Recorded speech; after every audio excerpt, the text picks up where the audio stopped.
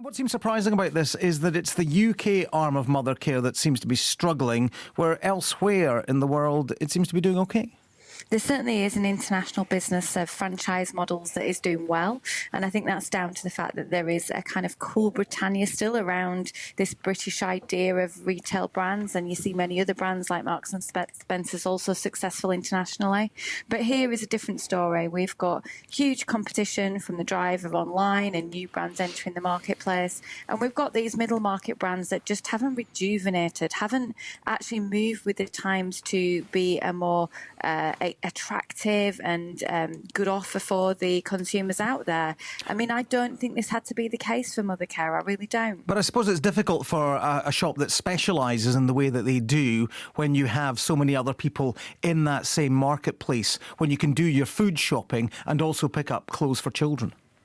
This is exactly right. There has been huge competition from everyone from the grocers through to, I know they've had a huge fight back, for instance, on car seats from the likes of Halfords. But I really think there was an opportunity, yes, for a much smaller offer of retail stores, but for the Mothercare to be the go-to for new parents and grandparents, still trying to work their way through what everything is and trying to understand all the products they need, and being these kind of advisory centres, place to meet, place to socialise. I think they could have really captivated that area of the marketplace. That would have required a massive amount of investment.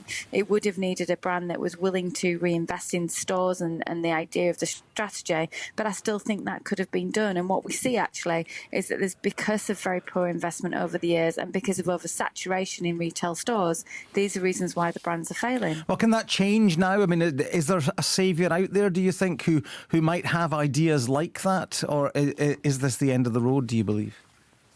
I don't think you'll see an end to the Mothercare brand, just like Habitat and other brands before it. There's some legacy there, there's some nostalgia, and I would imagine someone will snap it up online, if not for a few stores.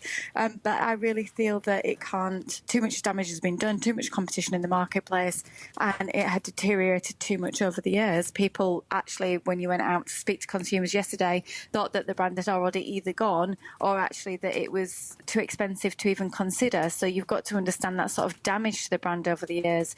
But I think it's another one again when we talk about it, this is retail survival of the fittest now, and unfortunately we're probably going to see more names like this disappear before we get some balance restored back into our high streets. Yeah, and 2,500 jobs at risk.